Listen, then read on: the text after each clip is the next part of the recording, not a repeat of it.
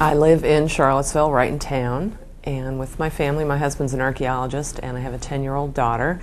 And I'm a fundraiser for the university. I work on the arts project.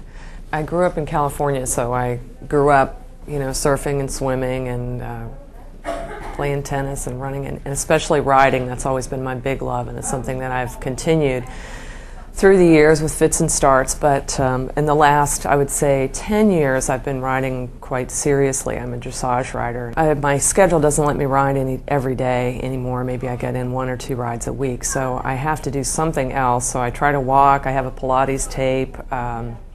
Sometimes I do a little running.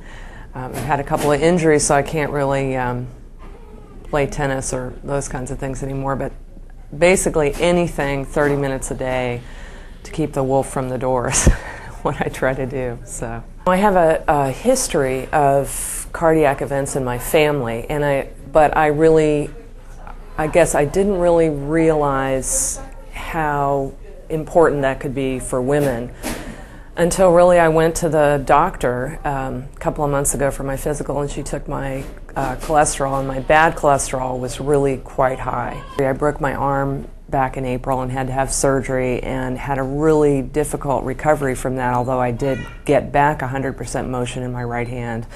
I really saw what could happen to you even at a younger age if you don't take care of your health. So for some reason, it just the combination of the two really got me motivated and thinking about it in a way that I hadn't before. Because I think that, as women, we spend so much time, or at least I speak for myself, I spend so much time thinking about how to look younger and my this and my that, and not enough time thinking about what is the quality of our life as we age, because that we can affect that. I mean, we're not going to stop the aging process, but we can determine whether we spend the next 50 years in a walker or being as active as we can. And so it really sort of hit me.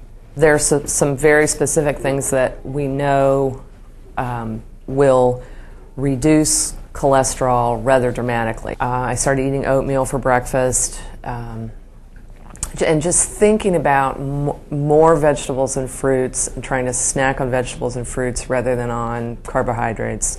Drinking more water. I park my car way at the farthest end of the lot that I can find. Like today I parked it at the top of the parking garage, so I'll have to go up the stairs. I never take the elevator. Just little things like that. And if I can't do 30 minutes all at one time, that's the other thing. It doesn't matter. You could still do 10 minutes and then do 10 minutes later. So that helps me concentrate a little bit.